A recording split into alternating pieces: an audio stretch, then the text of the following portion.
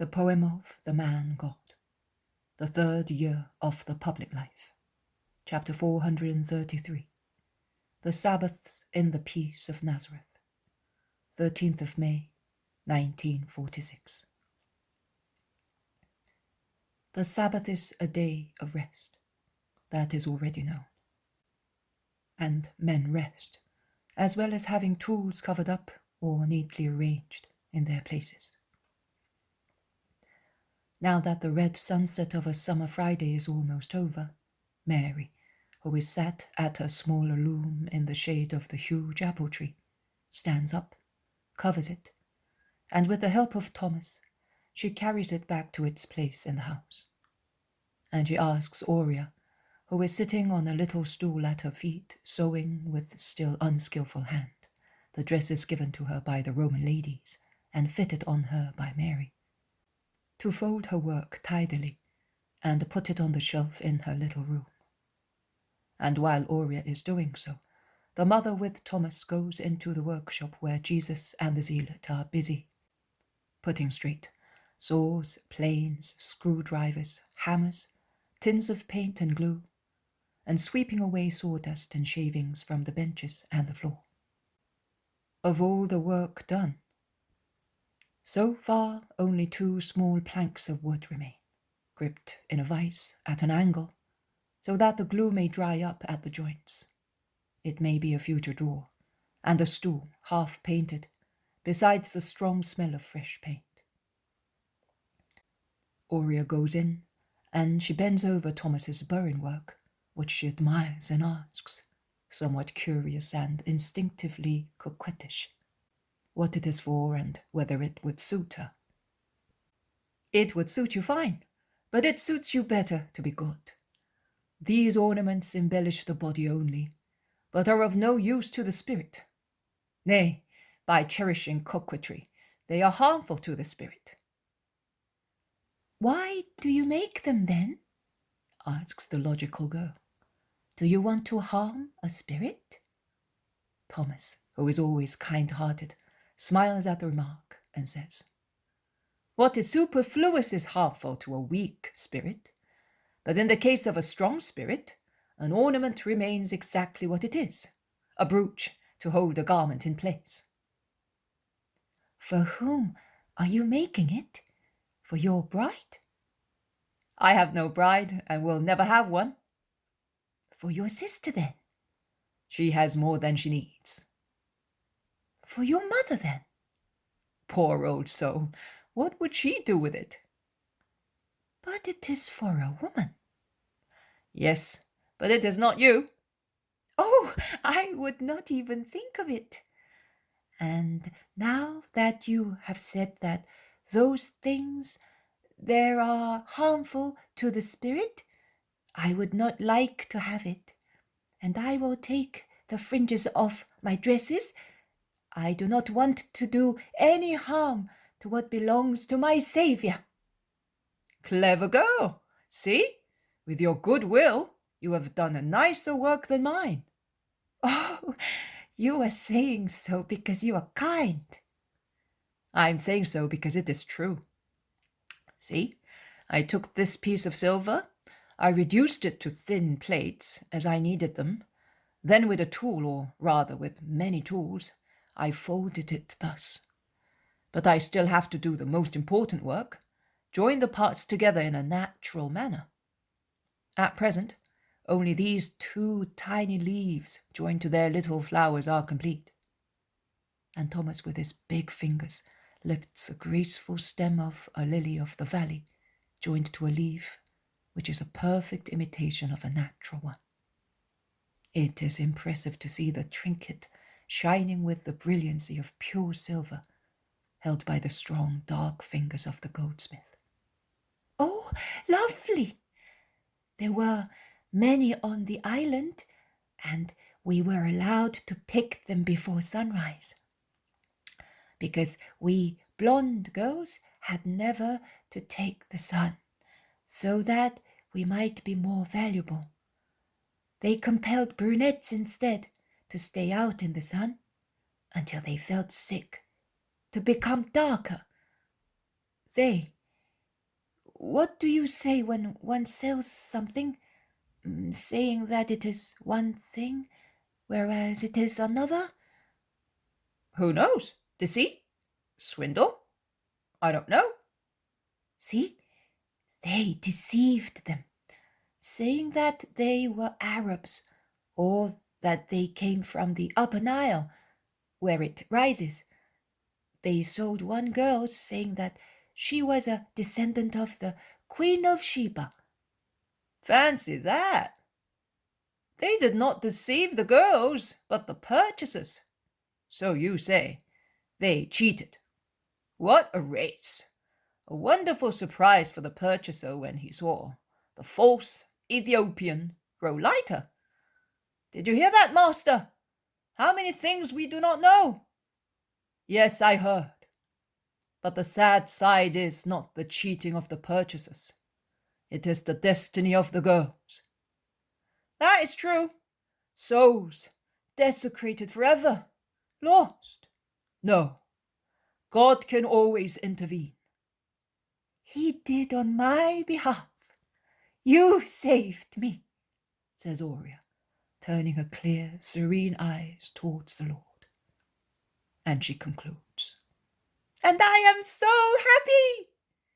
And as she cannot go and embrace Jesus, she clasps Mary with one arm, bending her fair-haired head on the Virgin's shoulder in a gesture of confident love. The two fair-haired heads stand out in their different shades against the dark wall, a most gentle group. But Mary has to see to the supper. They part and go away. May I come in? Says the rather hoarse voice of Peter at the workshop door, which opens onto the road. Simon, open the door! Simon, he could not stay away, exclaims Thomas, laughing, while he runs to open. Simon, this was to be expected, says the zealot, smiling.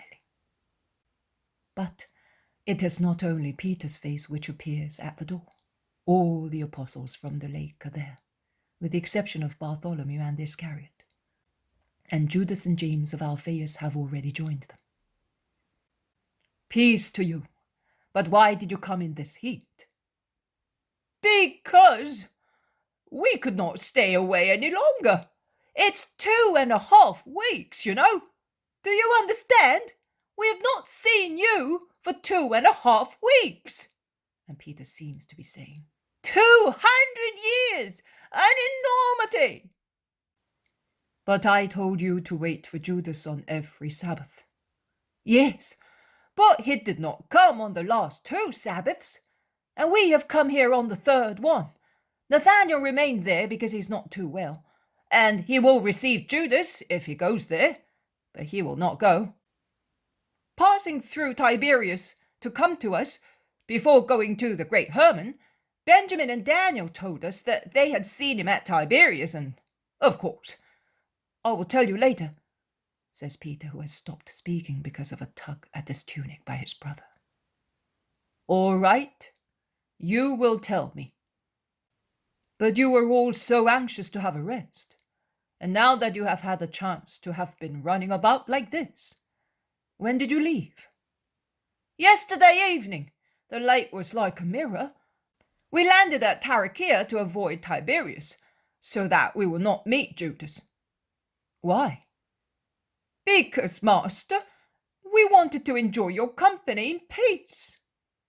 You are selfish. No, he already has his joys. Well, I don't know who gives him so much money to enjoy it with. Yes, I have understood, Andrew, but don't pull my tunic so violently. You know that it is the only one I have. Do you want me to go back in rags? Andrew blushes. The others laugh. Jesus smiles.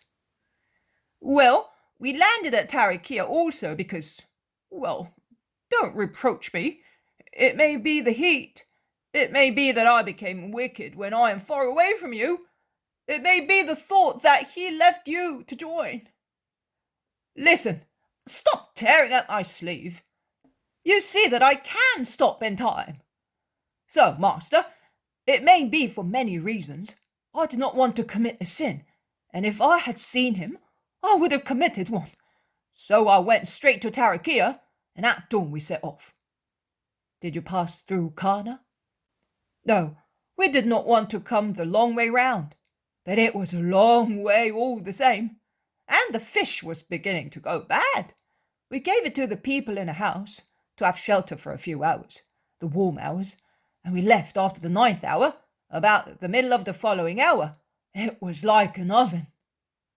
You could have saved yourselves the trouble. I was coming soon. When? When the sun comes out of Leo. And do you think we could stay so long without you? We will defy 1,000 of such hot days, and we will come to see you. Ah, master, our adored master. And Peter embraces his lost treasure. And yet, when we are together, you do nothing but complain of the weather, of the length of journeys. Because we are foolish. Because while we are together, we do not really understand what you are for us. But here we are. We're all already settled. Some will stay with Mary of Alphaeus, some with Simon of Alphaeus, some with Ishmael, some with Asa, and some here, nearby, with Alphaeus. We will rest now, and tomorrow evening we will leave, and we will be more happy. On the last Sabbath, we had Martha and Naomi here. They came to see the girl again, says Thomas. You can see that whoever can manage to do so comes here. Yes, Peter. And what have you done during these days? We fished, painted the boats, mended the nets. Marciam often goes fishing with the servants, which reduces the insults of my mother-in-law against the sluggard who lets his wife die of starvation after bringing an illegitimate son to her. And yet, Porphyria has never been so well as now that she has Marciam for her heart, and for everything else. The sheep from 3 have become 5, and will soon be more. It is a great help for a little family like ours, and Marciam, by fishing, makes up for what I do not do, except very rarely. But that woman has the tongue of a viper, whereas her daughter has the tongue of a dove. But I see that you have been working as well. Yes, Simon, we have worked, all of us. My brothers in their house, these apostles and I in mine, to make our mothers happy and let them rest. Well, we have been working too, says the sons of Zebedee. My wife and I have worked at the beehives and in the vineyard, says Philip. And what about you, Matthew? I have no one to make happy, so I made myself happy by writing down the things that I like to remember. Oh, in that case, we will tell you the parable of the paint. I, a very inexperienced painter, was the cause of it, says the zealot. But you soon learned the trade. Look how smooth he made this seat, says Thaddeus. They are in perfect harmony. And Jesus, who looks more rested since he has been at home, is bright with joy at having his dear apostles with him. Aurea comes and remains on the threshold, surprised. Oh, here she is! Look how well she is. She looks like a true little Hebrew, dressed like that. Aurea blushes and does not know what to say. But Peter is so good-natured and fatherly that she soon recovers and says, I am striving to become one, and with the help of my teacher, I hope to be one soon. Master, I am going to tell your mother that these people are here. And she goes away quickly. She is a good girl, states the zealot. Yes, I would like her to remain with us in Israel. Bartholomew lost a good chance and much joy by refusing her. says Thomas. Bartholomew is very respectful of formulae, says Philip, excusing him. His only fault, remarks Jesus. Mary comes in. Peace to you, Mary, says those who came from Capernaum. Peace to you. I did not know that you were here. I will provide at once. Come in the meantime. Our mother is coming from our house with some provisions, and Salome is coming as well. Do not worry, Mary, says James of Alphaeus. Let us go into the kitchen garden. The evening breeze is rising and it is pleasant in there, says Jesus. And they go into the kitchen garden and sit here and there, conversing fraternally, while the doves coo, competing for the last meal which Aurea is spreading on the ground. It is then time to water the flower beds and the beautiful vegetables so useful to man. And the apostles want to do it cheerfully, while Mary of Alphaeus, who has just arrived, and Aurea and the Virgin prepare a meal for the guests. And the smell of sizzling food mingles with that of the moist earth, as the chirping of birds, competing cheekily for a good spot among the thick leaves above the garden, mingles with the deep or shrill voices of the apostles.